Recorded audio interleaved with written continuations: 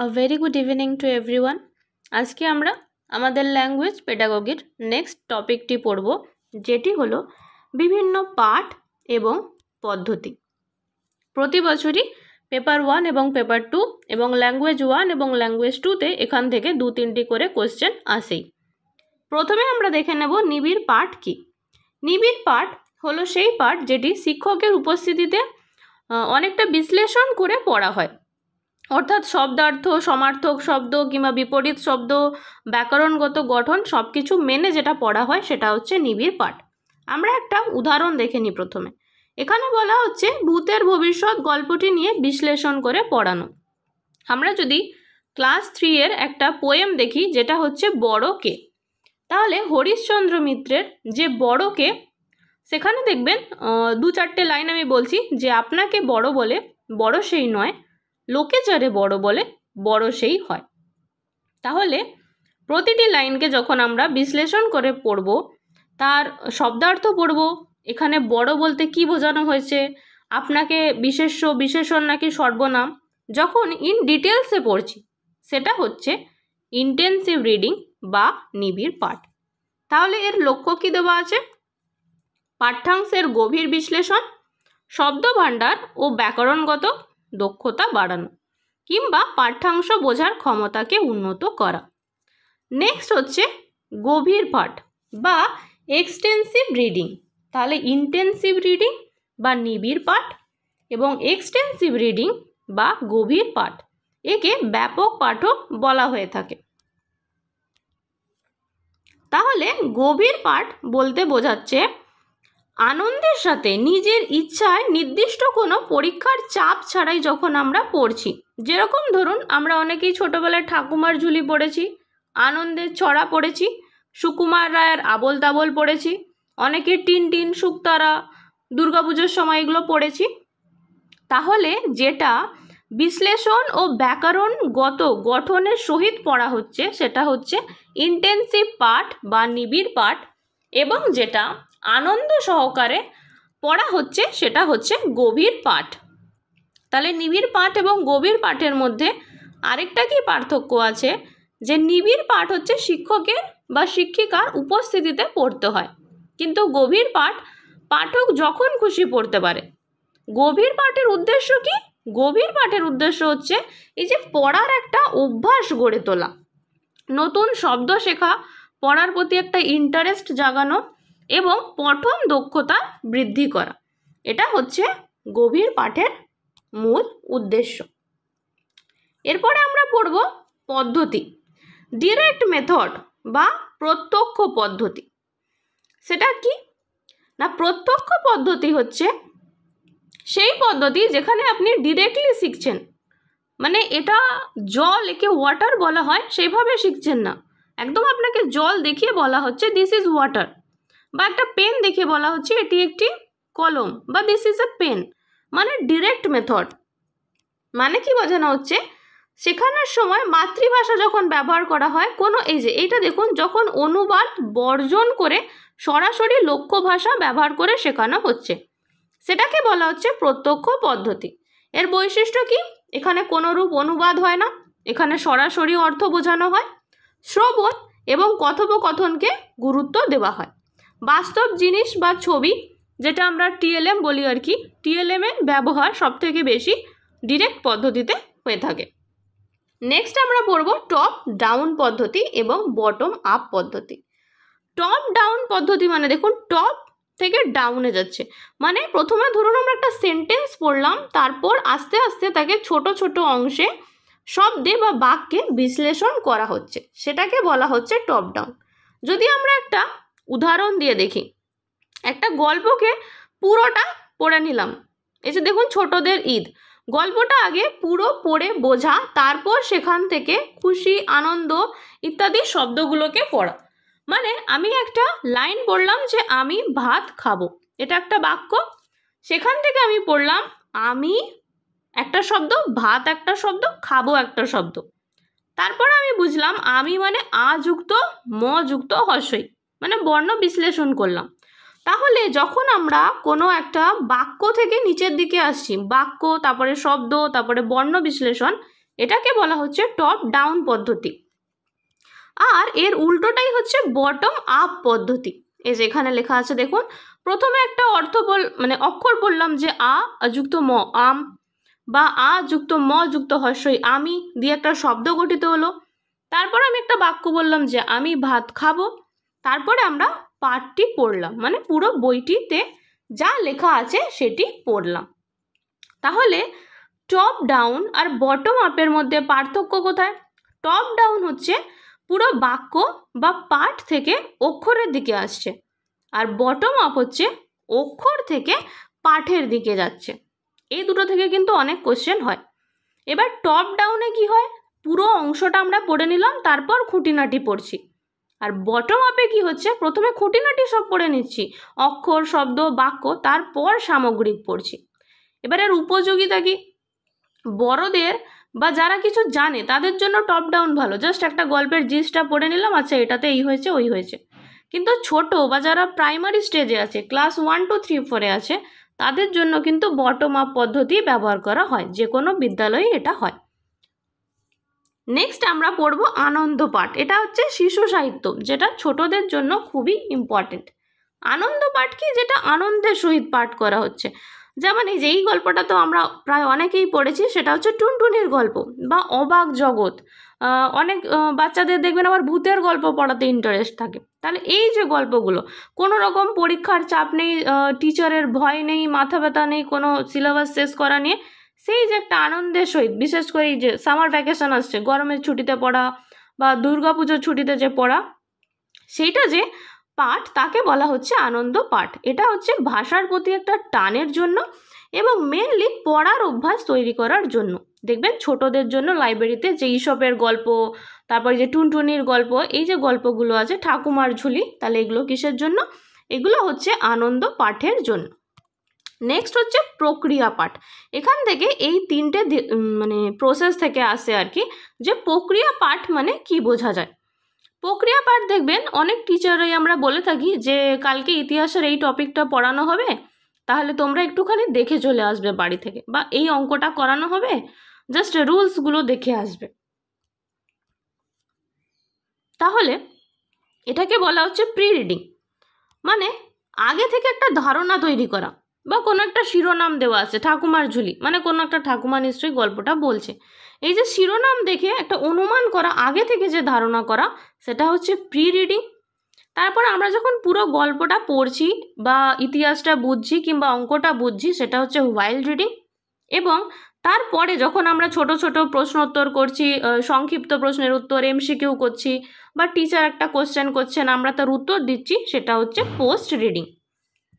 তাহলে এর উদাহরণ কি? গল্প পড়ার আগে তার নাম বা ছবি দেখে ছাত্রদের প্রশ্ন করা যে এটার কি হতে পারে। যেমন কবি রবীন্দ্রনাথের একটা ছিল সওগাত বলে ছোট গল্প ছিল। তো সওগাত মানে কি? কোনো একটা প্রাইজ বা পুরস্কারকে বোঝানো হচ্ছে। গল্পটা যদি আপনারা পড়ে থাকেন দেখবেন যে সবাইকে গিফট দেওয়া হবে, লাস্টের ছেলেটাকে কিন্তু গিফট দেওয়া হবে না, মানে তার মায়ের তরফ থেকে আর কি। তো সেই রকম আর কি। একটা হচ্ছে প্রি রিডিং, যখন আমরা পূর্বতেই কোনো একটা ধারণা করে নিচ্ছি তার আগে। তারপর হচ্ছে হোয়াইল রিডিং, যখন আমরা পড়ছি, এবং পোস্ট রিডিং, যখন পড়া হয়ে যাচ্ছে। তারপরে আসছে অভিনিবিষ্ট পাঠ বা অ্যাটেন্টিভ রিডিং, যেটা আপনারা এখন করছেন। সামনে পরীক্ষা আছে, তখন দেখবেন শিশু শিক্ষার্থী হোক বা আমাদের মতো যারাই হোক, শিক্ষার্থী যারা পরীক্ষার আগে কিন্তু খুব মনোযোগ সহকারে পড়ে। আবার কিছুজন আছে যে ওই সময় ইউটিউব নিয়ে বেশি ব্যস্ত থাকে। সে যাই হোক, খুব মনোযোগ সহকারে যে পড়া, তাকে বলা হচ্ছে অ্যাটেন্টিভ রিডিং বা অভিনিবিষ্ট পাঠ। অ্যাটেন্টিভ রিডিং কেন? কারণ কি এইটা আপনাদের লাগবে, মানে যে শিক্ষার্থী বিষয়বস্তুকে খুব ভালো করে বোঝার জন্য যখন সে পড়াশোনা করছে বা সঠিক তথ্য খুঁজতে যখন সে পড়াশোনা করছে, তাকে বলা হচ্ছে কি? অভিনিবিষ্ট বা অ্যাটেন্টিভ রিডিং। এরপরে আসছে স্কিমিং এবং স্ক্যানিং। এখান থেকেও কিন্তু কোশ্চেন আসে। দেখুন, স্ক্যানিং মানে আমরা জানি যে স্ক্যান করা যে ব্যাপারটা, সেটা হচ্ছে স্ক্যানিং, মানে খুব খুঁটিয়ে খুঁটিয়ে পড়া। আর স্কিমিং, এবার যে স্কিমিং যেটা, সেটা মানে হচ্ছে জাস্ট একটা জিস্ট, যেমন হয় কিছু মুভি এক্সপ্লেন, জিস্ট যেটা বলা থাকে সেটা হচ্ছে স্কিমিং। জাস্ট উপর উপর করে পড়ে নেওয়া, বা ফার্স্টের দিকটা লাস্টের দিকটা পড়ে জাস্ট বুঝে নেওয়া যে হ্যাঁ এটা হচ্ছে ব্যাপার। তাহলে স্কিমিং কি? স্কিমিং হচ্ছে মূল ভাব বা সারমর্ম বোঝার জন্য প্রতিটি শব্দ নয়, জাস্ট প্রধান অংশগুলো পড়ে নেওয়া। যে এখানে ধরুন যেগুলো হাইলাইট করা আছে জাস্ট আমি সেগুলো দেখে নিলাম, এটা হচ্ছে স্কিমিং। কিন্তু কেউ যদি এটাকে বুঝতে চায় বাংলা পেডাগোগিতাকে, যখন সে খুঁটিয়ে খুঁটিয়ে পড়ছে, যে প্রত্যেকটা তথ্য খুঁজে বের করার যে কৌশল, প্রত্যেকটা অংশকে বোঝার যে ইচ্ছা, তার জন্য যখন খুঁটিয়ে খুঁটিয়ে পড়া হচ্ছে, সেটাকে বলা হচ্ছে স্ক্যানিং। যেমন এই যে এটা আমরা অনেকেই করি যে এই টাইমটায় বা এই ক্লাসটা কটার সময় আছে রুটিনে, তাহলে এটাকে কি একটা জিনিস জাস্ট খুঁজে নিচ্ছি, এটাকে বলা হচ্ছে কিন্তু স্ক্যানিং। এই যে লেখা আছে ফোন বুকে নাম খোঁজা, একটা কন্ট্যাক্টস কোনো নাম খুঁজে নিলাম চট করে, সেটা হচ্ছে স্ক্যানিং। কিন্তু স্কিমিং কি? স্কিমিং হচ্ছে পুরোটাকে পড়া। এরপরে হচ্ছে বিস্তারিত পাঠ।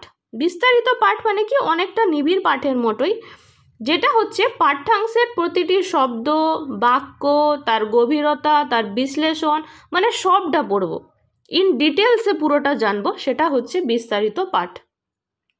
বিস্তারিত পাঠের লক্ষ্য কি? মেন তো হচ্ছে শব্দ ভাণ্ডার তৈরি করা এবং ব্যাকরণ সম্পর্কে জানা এবং গভীরভাবে পাঠটিকে বোঝা। যে কোনো পাঠেরই আমরা বুঝি সেটিকে অনুধাবন করা বা কম্প্রিহেন্ডিং করাই হচ্ছে কোনো পাঠের লক্ষ্য। তাহলে এটি হলো বিস্তারিত পাঠ। আচ্ছা, আমরা এতক্ষণ যেগুলো পড়লাম সেগুলো যদি আরেকবার আমরা রিভাইজ করে নিই, যে আনন্দ পাঠ কী ছিল? আনন্দ পাঠ হচ্ছে যখন আমরা কোনো গল্প বই পড়ি হালকা পরিবেশে, কোনো চাপ ছাড়া যেটা পড়ি।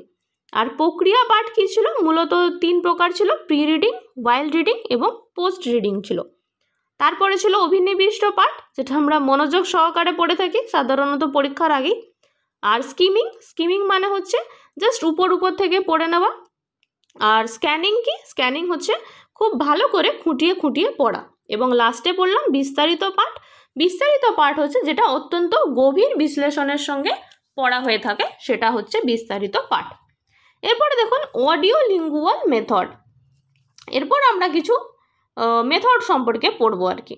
অডিও লিঙ্গুয়াল মেথড মানে কি? যেখানে শোনা ও বলার উপর জোর দেওয়া হয় বা রিপিট করা, বারবার পুনরাবৃত্তি করা, এর উপর জোর দেওয়া হয়, সেটা হচ্ছে অডিও লিঙ্গুয়াল মেথড। মানে ছোট বাচ্চাদেরকে যখন শেখানো হয় গুড মর্নিং গুড মর্নিং, তারাও গুড মর্নিং বলতে থাকে। এই যে বারবার ধরে শোনা এবং বলা, বা হচ্ছে সেটাকে বারবার ধরে প্র্যাকটিস করা, অনেকবার, এই যেখানে লেখা আছে অনেকবার শোনা এবং অনেকবার বলা, এই নীতিতে যে কাজ করা, সেটাকে বলা হচ্ছে অডিও লিঙ্গুয়াল মেথড। এর বৈশিষ্ট্য কি? শুনে শুনে শেখা, মুখে বলার অনুশীলন, এই যে পুনরাবৃত্তি, এগুলোকে বলা হচ্ছে অডিও লিঙ্গুয়াল মেথড। অডিও মানে বুঝতেই পারছেন শোনা, এবং লিঙ্গুয়াল মানে যখন তারা বলছে, এই যে good morning, how are you, এই জিনিসগুলো হচ্ছে অডিও লিঙ্গুয়াল মেথড। নেক্সট আসছে ইমার্শন মেথড। ইমার্শন মেথড মানে কি?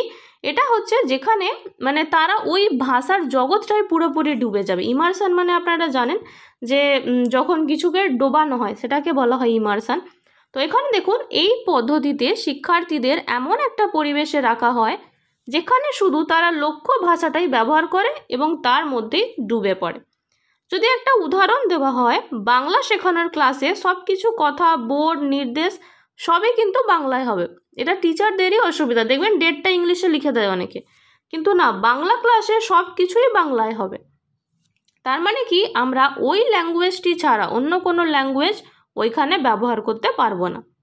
এই যে শিক্ষক বলছেন তোমরা সবাই জানলার দিকে দেখো, তাহলে ছবি দেখিয়ে বলা হলো যে এটা একটা, এখানে গরু লিখেছি আমি, গরু হোক, ছাগল হোক, বোতল হোক, যখন দেখানো হচ্ছে অনেকটা কিন্তু ডিরেক্ট পদ্ধতির মতোই হচ্ছে ইমার্শন পদ্ধতি, যেখানে শুধুমাত্র এই ওয়ার্ডটি মনে রাখবেন যে যেখানে শুধুমাত্র টার্গেট ল্যাঙ্গুয়েজ রয়েছে সেটা হচ্ছে ইমার্শন পদ্ধতি। তারপরে ন্যাচারাল পদ্ধতি, এটা আপনারা জানেনই। প্রাকৃতিক পদ্ধতিতে আমরা কি শিখি? প্রথম ভাষা শিখি বা মাতৃভাষা শিখে থাকি। তাহলে ন্যাচারাল পদ্ধতি কি? যেটা আমরা সমাজে হোক, পরিবারে হোক শুনছি, তারপর ধীরে ধীরে ওই কথাটাই বলছি, সেটা হচ্ছে ন্যাচারাল পদ্ধতি। তারপরে আসছে শৃঙ্খলা ভিত্তিক পদ্ধতি। এটা কিন্তু স্টুডেন্টদের জন্য এবং টিচার দুজনের জন্য ইম্পর্টেন্ট। ক্লাসে যখন নিয়ম শৃঙ্খলা মেনে চলার কথা হবে, শ্রদ্ধাবোধ জাগানো হবে একটা টিচারের প্রতি, তখন আমরা যে মেথডটা ইউজ করছি তাকে বলা হচ্ছে ডিসিপ্লিনারি মেথড বা শৃঙ্খলা ভিত্তিক পদ্ধতি। এর বৈশিষ্ট্যগুলো কি? প্রথমত হচ্ছে শ্রেণীকক্ষে শৃঙ্খলা বজায় রাখা, যেটা খুবই ইম্পর্টেন্ট। নিয়মিত রুটিন ও চর্চা, এবং আরেকটি ইম্পর্ট্যান্ট হচ্ছে টিচার্সদের প্রতি শ্রদ্ধা শেখানো। উদাহরণ কি, যেরকম আমরা ক্লাস 1-2 এর বাচ্চাদেরকে এগুলো শেখাই, বড় বেলায় তো তারা এটা শিখেই যায়, যে টিচার আসলে সবাইকে উঠে good morning sir, good morning ma'am বলা, কিংবা অন্য কোনো টিচার যখন আসেন তখনও স্ট্যান্ড আপ হয়ে যাওয়া, টিচার বলার পরই বসা, এই যে জিনিসগুলো, এই যে মেথডে আমরা শেখাচ্ছি স্টুডেন্টদেরকে, সেটা হচ্ছে কি ডিসিপ্লিনারি মেথড বা শৃঙ্খলা ভিত্তিক পদ্ধতি বলা হচ্ছে। তারপরে হচ্ছে কারিকুলাম ফ্রেমওয়ার্ক অ্যাপ্রোচ। এটার মধ্যেই আমরা সবাই কিন্তু বাঁধা পড়ে গেছি, কারিকুলাম ফ্রেমওয়ার্কের মধ্যে, অর্থাৎ পাঠ্যক্রমের মধ্যে। পাঠ্যক্রম মানে কি, এনসিএফ যেমন আমরা জানি ন্যাশনাল কারিকুলাম ফ্রেমওয়ার্ক, এটা একবার ফুল ফর্মে এসেছিল অনেকবার। এর জন্য মানে এর দ্বারা কি বোঝানো হচ্ছে, যে শিক্ষাদান যেখানে শিক্ষার্থীর সার্বিক বিকাশ, ভাষার ব্যবহারিতা এবং পাঠ্যবস্তুর সঙ্গে জীবন ঘনিষ্ঠতা বজায় রেখে শেখানো হবে। মানে আমি বলছি, কেউ একজন চাঁদে গেছিলো ক্লাস 1-এর বাচ্চাকে, সে হয়তো চাঁদ দেখেছে, কিন্তু চাঁদে কীভাবে যাওয়া হয় সে হয়তো জানে না। আমাকে সেটাকে যেমন কল্পনা চাওলার উদাহরণ দিয়ে বা সুনিতা উইলিয়ামসের উদাহরণ দিয়ে বা দেখিয়ে ছবি দিয়ে রিপ্রেজেন্ট করে তাকে বোঝাতে হবে। এই যে ওয়ার্ডটা, পাঠ্যবস্তুর সঙ্গে জীবন ঘনিষ্ঠতা বজায় রেখে শেখানো।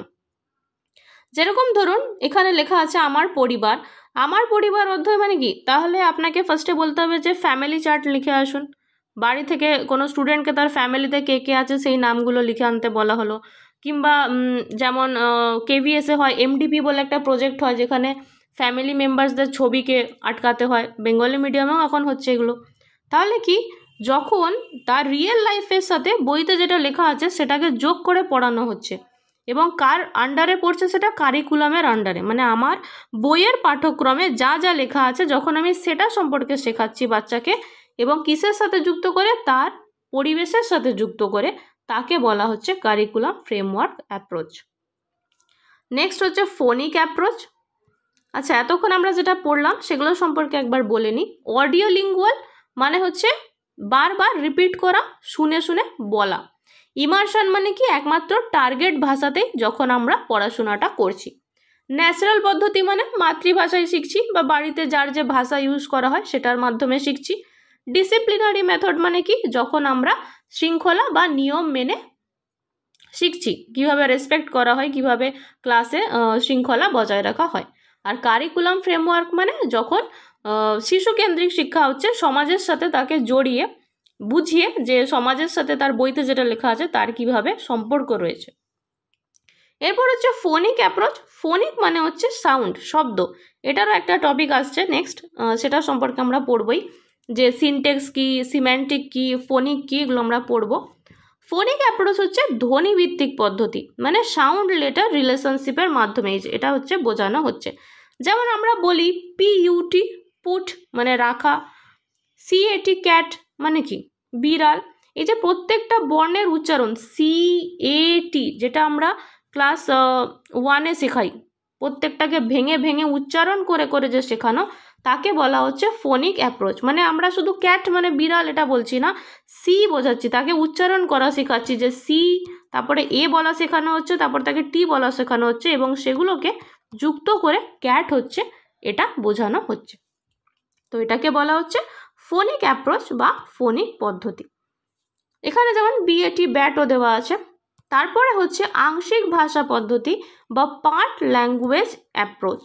তাহলে আংশিক ভাষা পদ্ধতি মানে কি, ছোট ছোট অংশে শেখানো। যেমন আমরা বলি যে ফার্স্টে আমরা আমার শব্দটি শিখলাম, নাম শব্দটি শিখলাম। রাহুল অনেক কমেন্ট করে এবং অনেক ফার্স্ট থেকেও আমার সাথে চ্যানেলের সাথে যুক্ত আছে, তো আমি এখানের জন্য রাহুলই লিখেছি। নেক্সট টাইম সানার নাম লেখা হবে উদাহরণ হিসেবে। তো পার্ট ল্যাঙ্গুয়েজ অ্যাপ্রোচ মানে হচ্ছে আমরা যখন খণ্ড খণ্ড করে শিখছি, প্রথমে একটা জিনিস শিখলাম, তারপর আরেকটা জিনিস শিখলাম, তারপরে আরেকটা জিনিস শিখলাম, দিয়ে সব কটাকে যোগ করে শিখছি। প্রথমে কিন্তু আমরা সাউন্ড বলছিলাম, ফোনিকে কিন্তু দেখুন আমরা সিএটি মানে ভাওয়েল বা কনসোনেন্ট মানে সাউন্ড, ধ্বনির সাথে যখন বর্ণটা শিখছিলাম সেটা হচ্ছে ফোনিক পদ্ধতি ছিল। কিন্তু পার্ট ল্যাঙ্গুয়েজ মানে শব্দগুলো ছোট ছোটোভাবে আমরা শিখছি। প্রথমে শেখানো হয়েছিল যে আমার নাম রাহুল, আমি এই এক্সাম্পলটাই দিয়েছি। তারপর কি শেখানো হলো পুরো বাক্যটা, যে আমার নাম রাহুল। তাহলে এটাকে বলা হচ্ছে পার্ট ল্যাঙ্গুয়েজ অ্যাপ্রোচ। আর হোল ল্যাঙ্গুয়েজ অ্যাপ্রোচ কি, হোল ল্যাঙ্গুয়েজ হচ্ছে এখানে ভাষাকে একদমই ভেঙে শেখানো হবে না, সম্পূর্ণ ব্যবহার করা হবে। এতে কি হবে, এতে আমাদের যে 4টে স্কিল ছিল, শ্রবণ দক্ষতা, পঠন দক্ষতা, কথন দক্ষতা যে বা লিখন দক্ষতা, সেগুলোর হচ্ছে স্কিলটা ডেভেলপ করার জন্য এই পদ্ধতিটা রয়েছে, মানে হোল ল্যাঙ্গুয়েজ পদ্ধতি বা সম্পূর্ণ ভাষা পদ্ধতি। এখানে উদাহরণে কি দেওয়া হচ্ছে, কোনো একটা গল্প পড়ছে শিশুরা এবং সে বুঝে নেয় তুমি কোথায় যাচ্ছ, তারপর নিজের মতো করে একই বাক্য সে ব্যবহার করছে, তাহলে এটাকে বলা হচ্ছে হোল ল্যাঙ্গুয়েজ পদ্ধতি। মানে আমরা গল্পতে যে লাইনগুলো শিখি সেগুলোই বারবার ধরে শিশুরা বলতে থাকে, সেগুলোকেই বলা হচ্ছে হোল ল্যাঙ্গুয়েজ, মানে পুরোটা একসাথে শিখছে। স্ট্রাকচারাল মানে কি, গঠনমূলক। এখানে অনেক কোশ্চেন হয় এটা। আরেকটা রয়েছে গ্রামার মেথড, দুটোর মধ্যে কিন্তু অনেক কোশ্চেন আসে। স্ট্রাকচারাল মেথড মানে বুঝতেই পারছেন, স্ট্রাকচার মানে সাবজেক্ট ভার্ব অবজেক্ট, এই জিনিসটা কিন্তু থাকবে। এবার স্ট্রাকচারাল মেথড মানে হচ্ছে গঠনমূলক পদ্ধতি। গঠনমূলক পদ্ধতি মানে কি, যেখানে শেখানো হচ্ছে ব্যাকরণ এবং বাক্য গঠনের ভিত্তিতে ছোট ছোট গঠন শেখানো হচ্ছে এবং ধাপে ধাপে, তাকে বলা হচ্ছে স্ট্রাকচারাল মেথড। যেমন দেখুন, হি গোজ টু স্কুল বা সি গোজ টু স্কুল, কিন্তু দে গো টু স্কুল। কেন গো হচ্ছে, কেন গোজ হচ্ছে, এই যে ধাপে ধাপে যখন তাকে শেখানো হবে সেটাকে বলা হচ্ছে স্ট্রাকচারাল মেথড। নেক্সট হচ্ছে কমিউনিকেশন অ্যাপ্রোচ। কমিউনিকেশন মানে শুধুমাত্র যেগুলো আমরা কথোপকথনের জন্য ব্যবহার করে থাকি সেগুলোকে বলা হচ্ছে কমিউনিকেশন অ্যাপ্রোচ। কথা বলা বা রোল প্লে, দলগত কাজ, যখন খেলার সময় বিশেষ করে যখন কথাগুলো বলা হয়, সেই যে পদ্ধতি তাকে বলা হচ্ছে কমিউনিকেশন অ্যাপ্রোচ বা কমিউনিকেশন পদ্ধতি। তাহলে ফোনিক মানে ছিল CAT বলে ধ্বনিগতভাবে উদাহরণ। পার্ট ল্যাঙ্গুয়েজ ছিল আমার নাম রাহুল মানে শব্দগুলো যোগ করে পড়া। হোল ল্যাঙ্গুয়েজ ছিল গল্পটা পড়ে ভাষাটাকে শেখা। স্ট্রাকচারাল ছিল ব্যাকরণ এবং পঠনগুলোকে শেখা। আর কমিউনিকেশন ছিল কথোপকথন ও ব্যবহারিক ভাষার জন্য শেখা। নেক্সট হচ্ছে TPR, টোটাল ফিজিক্যাল রেসপন্স, মানে কথা বললেই যেন তার শারীরিক প্রতিক্রিয়া দেখা যায়। দেখবেন স্কুলে গিয়ে যখন বলা হয় স্ট্যান্ড আপ, সকলে ওটা শুনেই দাঁড়িয়ে পড়ে, এটাই হচ্ছে TPR এর উদাহরণ। TPR কিন্তু প্রচুর ইম্পর্ট্যান্ট, এখান থেকে কোশ্চেন আসে। তাহলে TPR বলতে আমরা এখানে কি বুঝছি, টোটাল ফিজিক্যাল রেসপন্স বা মোট শারীরিক প্রতিক্রিয়া পদ্ধতি। যদি উদাহরণের সঙ্গে বলা হয় ক্লাস 1-2তে দেখবেন টাচ ইওর হেড বলা হয়, সঙ্গে সঙ্গে তারা মাথায় হাত দিয়ে দেয়। টাচ ইওর নোজ বললে সঙ্গে সঙ্গে তারা নাকে হাত দিয়ে দেয়। জাম্প বললে সঙ্গে সঙ্গে লাফিয়ে যায়। তাহলে আরেকটা খেলাও আছে ক্লাস 1-এ, যখন KVS আমি পড়াতাম ওই ক্লাস 1-এ, একবার আপ বলা হতো একবার ডাউন বলা হতো এবং প্রচুর মজার খেলা ওটা। এতে বাচ্চারা আপ ডাউনটাও শিখছে এবং ধরুন আপ বললেন, তারপরেও আরেকবার আপ বললেন, আবার আপ বললেন, হঠাৎ করে একবার ডাউন বলে দিলেন, দেখবেন কিছুজন দাঁড়িয়ে রয়ে গেছে। এইটা কিন্তু খুব মজার খেলা হতো, আপ অ্যান্ড ডাউন, ক্লাস 1 KVS-এ। তাহলে এখানে আমরা শিখছি যে TPR মানে কথা বলাটা, মানে ভাষা শেখানোর সাথে সাথে যে পদ্ধতিতে একটা ফিজিক্যাল রেসপন্স পাওয়া যাচ্ছে। যখন হ্যান্ড রাইজ করতে বলা হয় যে রেজ ইওর হ্যান্ড, বা স্ট্যান্ড আপ বা সিট ডাউন, এই সমস্ত ব্যাপারগুলো হচ্ছে TPR এর উদাহরণ। নেক্সট হচ্ছে সমগ্র ভাষা কর্মসাধন পদ্ধতি বা হোল ল্যাঙ্গুয়েজ স্কিল অ্যাপ্রোচ। আমরা একটু আগে যে মেথডগুলো পড়ছিলাম আর এখন আমরা অ্যাপ্রোচগুলো পড়ছি, অনেকটাই কিন্তু কাছাকাছি, কিন্তু যখন আমরা PYQগুলো সলভ করব তখন বুঝতে পারবেন যে উত্তরগুলো বাছা 4টে অপশানের মধ্যে থেকে দুটোকে বাছা কিন্তু অনেকটাই কঠিন হয়ে পড়ে, বিশেষ করে এই টপিকটার উপরে। এই টপিকটা আমি সেজন্য বলছি যে অনেক ভালো করে স্ক্যানিং করে পড়বেন, স্কিমিং করে পড়বেন না। তাহলে দেখুন যে মূল 4টি দক্ষতা রয়েছে LSRW, একসাথে ও সমন্বিতভাবে যখন শেখানো হচ্ছে তাকে বলা হচ্ছে হোল ল্যাঙ্গুয়েজ স্কিল অ্যাপ্রোচ। আগেরটা ছিল হোল ল্যাঙ্গুয়েজ মানে ভাষাটাকে শেখানো হচ্ছে, এখানে হচ্ছে হোল ল্যাঙ্গুয়েজ স্কিল অ্যাপ্রোচ মানে 4টে স্কিলকে একসাথে শেখানো হচ্ছে। এখানে উদাহরণ যেমন দিয়েছে গল্প শোনা, আমি একটা গল্প বললাম, তার মানে আপনারা শুনছেন, শ্রবণ দক্ষতা হচ্ছে।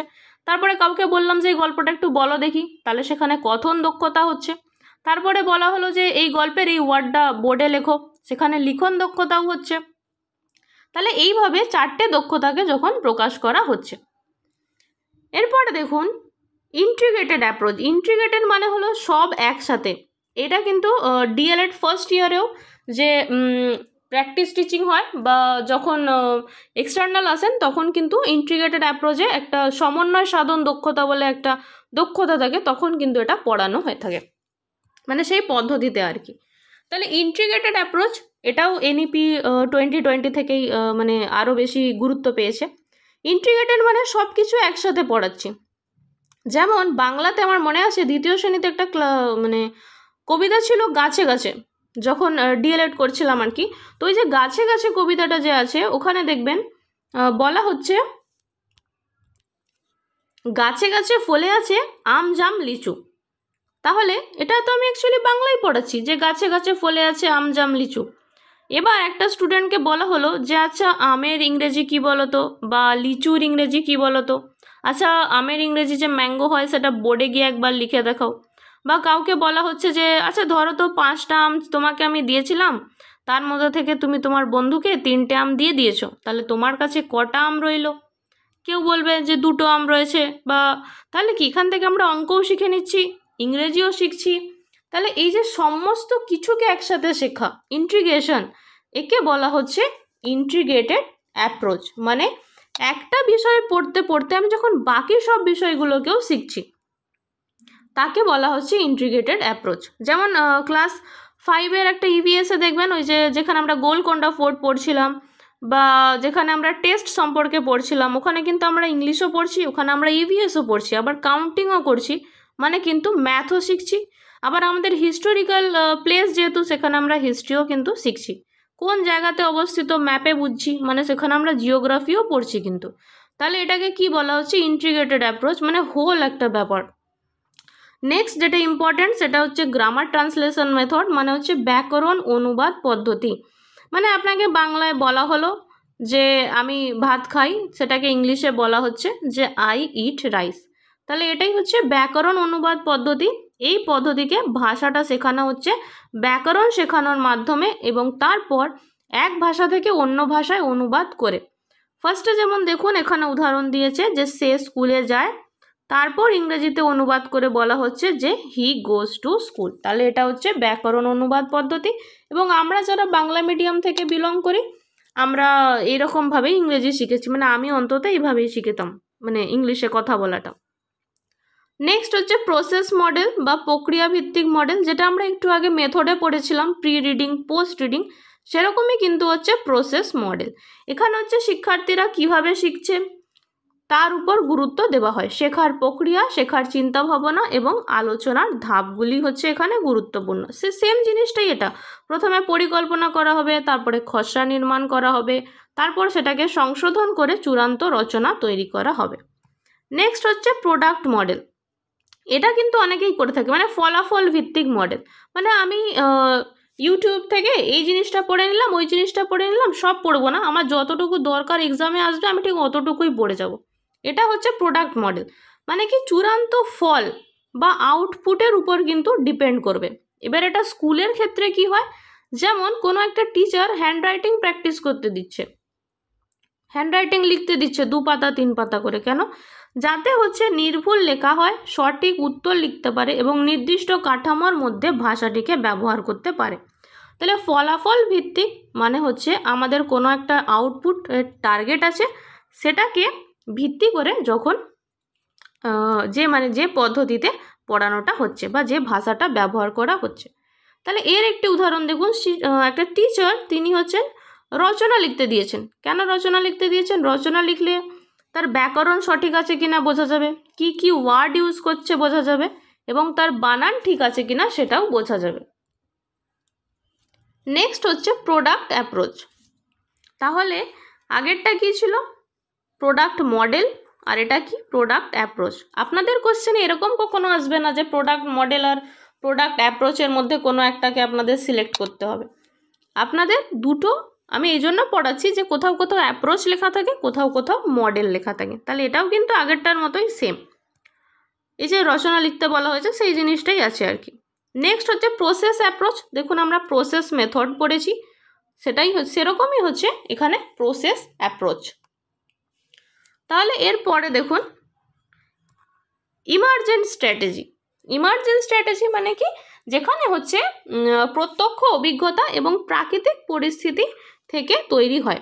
এটি প্রত্যাশিত বা পূর্ব নির্ধারিত না হয়ে পরিস্থিতির উপর ভিত্তি করে শিক্ষার্থীদের যে সিদ্ধান্ত নিতে শেখায় তাকে বলা হচ্ছে। যেমন ধরুন, একটি ভাষা অনুশীলন করতে বলা হলো একটা স্টুডেন্টকে, তার আগ্রহ অনুসারে কিছু কাজ করতে দেওয়া হলো, তবে কোনো নির্দিষ্ট কাঠামো ছিল না। মানে একটা গল্প পড়ানো হলো, গল্পের বিষয় অনুযায়ী প্রশ্ন আলোচনা করতে শুরু করা হলো বা তাকে বিশ্লেষণ করা হলো। মানে কি, নর্মালি যেটা হচ্ছে অটোমেটিক প্রাকৃতিকভাবে সেটাকে বলা হচ্ছে। তারপরে হচ্ছে বিহেভিয়ারিস্টিক অ্যাপ্রোচ, মানে কি আচরণবাদের উপর যেটা ভিত্তি করে হচ্ছে। এটা আমার সাথে ছোটোবেলায় অনেক হতো যে ম্যাথে 100 পেলে এই পুতুলটা দেওয়া হবে বা ইংলিশে 100 পেলে এই গিফটটা দেওয়া হবে। আর আপনারা বলুন তো, আমরা তো কিছুদিন আগেই বললাম যে পুরস্কার বা শাস্তি, এটা কে বলেছিলেন, কোন মনোবিদ বলেছিলেন? মনোবিদ স্কিনার বলেছিলেন, কিন্তু মনোবিদ স্কিনার বলেছিলেন। তাহলে দেখুন এটা কি বোঝানো হচ্ছে, কোন পদ্ধতি না, এমন একটা শিক্ষণ পদ্ধতি যেখানে শিক্ষকের নির্দেশনা ও পুরস্কারের মাধ্যমে ছাত্রদের শেখানোর উপর ভিত্তি করে তৈরি করা হবে। এই পদ্ধতিতে অভ্যাস বা আচরণ পরিবর্তন করতে পুনরাবৃত্তি ও পুরস্কারকে ব্যবহৃত করা হয়। যেরকম আমরা নর্মালি বলে থাকি যে হোম টাস্ক না করে আসলে কান ধরে বাইরে দাঁড় করিয়ে দেওয়া হবে, এটা হচ্ছে শাস্তি। কিন্তু শাস্তি নয়, পুরস্কারের লোভ দেখেই বেশি করা উচিত, যেহেতু এটা পজিটিভ ওয়ে একটা। এই যে একটা শিক্ষক ব্যাংক শব্দটি বললেন, ছাত্র বললেন ব্যাংক। যদি ছাত্র সঠিকভাবে শব্দটি বলে, শিক্ষক তাকে পুরস্কৃত করেন। পুরস্কার যদি নাও দেওয়া যায়, তাদেরকে যদি গুড, ভেরি গুডও বলে দেওয়া যায় না, বা ক্লাসের মনিটর বানিয়ে দেওয়া যায় একদিনের জন্য, সেটাও তাদের কাছে বিশাল ব্যাপার একটা। নেক্সট আমরা পড়বো ইলেকট্রিক অ্যাপ্রোচ। ইলেকট্রিক অ্যাপ্রোচ হচ্ছে যেখানে একটা মিশ্রণ ব্যবহার করা হয়, বিভিন্ন পদ্ধতির মিশ্রণ ব্যবহার করা হয়, তাকে বলা হয় হচ্ছে ইলেকট্রিক অ্যাপ্রোচ। এই যে যখন কোনো শিক্ষক ফোনিক্স পদ্ধতি ব্যবহার করছেন, যখন শিক্ষার্থীদের শব্দ গঠন শেখাচ্ছেন, আবার সে কমিউনিকেটিভ অ্যাপ্রোচও ব্যবহার করছেন যখন সে কথা বলছে স্টুডেন্টদের সঙ্গে, অনেকগুলো আবার ইন্টিগ্রেটেড মেথডও টিচার ব্যবহার করছেন যখন সব কিছু একসাথে পড়ানো হচ্ছে। নেক্সট আমরা পড়ব ট্রেডিশনাল অ্যাপ্রোচ। ট্রেডিশনাল অ্যাপ্রোচ মানে বোঝানো হচ্ছে যেখানে শিক্ষক কেন্দ্রীয় ভূমিকা পালন করবেন, শিক্ষার্থীরা শুধুমাত্র শ্রেণীকক্ষে শিখে থাকে। এই পদ্ধতিতে কি কি শেখা হচ্ছে, শিক্ষকের ভাষা শিক্ষার্থীদের সাড়া দেওয়ার পদ্ধতি নির্ধারণ করে থাকে। এটি প্রাচীন সময়ের পদ্ধতি, মানে লেকচার মেথড আগে একে বলা হতো। শিক্ষকের একক বক্তব্য, মানে কেউ জন টিচার এলো, সে বুঝিয়ে দিল এটাই হচ্ছে পিথাগোরাসের উপপাদ্য, এখানে এই আছে, লম্ব আছে, ভূমি আছে, তাদের স্কোয়ার হবে, যোগ করে দিতে হবে, ব্যাস। স্টুডেন্ট বুঝলো কি না বুঝলো সেটা পরের কথা। এটাকে বলা হচ্ছে ট্রেডিশনাল বা প্রথাগত পদ্ধতি। নেক্সট হচ্ছে অ্যাস্থেটিক অ্যাপ্রোচ। অ্যাস্থেটিক অ্যাপ্রোচ কি না, ভাষা শেখাতে শিল্প, সৃষ্টিশীলতা এবং অনুভূতি জড়ানো যে পদ্ধতি, তাকে বলা হচ্ছে অ্যাস্থেটিক অ্যাপ্রোচ। অর্থাৎ যখন শিক্ষণ প্রক্রিয়াকে সুন্দরতাকে অনুভব করানো হয়, ভাষা শেখার মাধ্যমে সাংস্কৃতিক অভিজ্ঞতা অর্জন করা হয় যে পদ্ধতির মাধ্যমে, তাকে বলা হচ্ছে অ্যাস্থেটিক। অ্যাস্থেটিক ওয়ার্ডটা আজকাল খুব চলছে, অ্যাস্থেটিক ফটো, অ্যাস্থেটিক ড্রেস, মানে হচ্ছে যেখানে আমাদের ঐতিহ্য, সংস্কৃতি এটাকে তুলে ধরা হচ্ছে, যখন সেই পদ্ধতিতে পড়ানো হচ্ছে, তাকে বলা হচ্ছে অ্যাস্থেটিক অ্যাপ্রোচ। যেরকম সবচেয়ে ভালো উদাহরণ হচ্ছে সঙ্গীত। ভাষা শিখতে যখন শিল্প, সঙ্গীত, কবিতা এবং নাটক ব্যবহার করা হচ্ছে, শিশুর অভ্যন্তরীণ অনুভূতির মাধ্যমে যখন ভাষার সঠিক ব্যবহার শেখানো হচ্ছে, সেটাকে বলা হচ্ছে অ্যাস্থেটিক অ্যাপ্রোচ। উদাহরণ কি বলা হচ্ছে দেখুন, যে যেমন ফুলের হাসি, শিশুদের সাথে কথা বলে ফুলের সৌন্দর্য যে বর্ণনা করা হচ্ছে, এই যে অনুভূতির প্রকাশ, বিশেষ করে যারা অনেক কবি আর কি, যে কবিতাগুলো আছে আর কি, যেমন একটা ড্যাফোডিলস বলে কবিতা ছিল আমাদের সময়, মানে কবি এত সুন্দরভাবে ফুলটাকে রিপ্রেজেন্ট করছে, এগুলো হচ্ছে অ্যাস্থেটিক অ্যাপ্রোচ। আর আমি আগে নোটটা হাতে লিখতাম, এখন ভাবছি যে হাতে হচ্ছে নোটটা লিখবো না, এখন থেকে সব নোট আমি ওয়ার্ড ফাইলে তৈরি করে দেবো, যাতে আপনাদের পড়তে আরও সহজ হতে পারে। আর অনেকে বলছিলেন যে পিডিএফ চাই, একদম নিশ্চিন্তে থাকুন, জুন মাসে আমার সামার ভ্যাকেশন আছে, তো সেখানে হচ্ছে সেই সময় আমি সব নোট প্রোভাইড করে দেওয়ার চেষ্টা করছি। ততদিন পর্যন্ত আপনারা আমার চ্যানেলের ভিডিওগুলো একটু বারবার দেখে প্র্যাকটিস করুন, অন্তত 2-3 বার করে। আপনাদের পাশে আমি সবসময় আছি, একটু ধৈর্য ধরে রাখুন, প্র্যাকটিস করুন, আপনারা অবশ্যই সফল হবেন, আমার থেকে অনেক বেশি নাম্বার পাবেন, এটাই আমি আশা করি। তো এটাই ছিল আমাদের লাস্ট টপিক, আর তাতেই 34 মিনিটস প্রায় হয়ে গেছে। কোনো ডাউটস থাকলে আপনাদের জন্যই কমেন্ট বক্স খোলা আছে, অবশ্যই কমেন্ট করবেন। আর এর PYQ আমি নেক্সট দিন নিয়ে আসছি, থ্যাংকস এভরিওয়ান।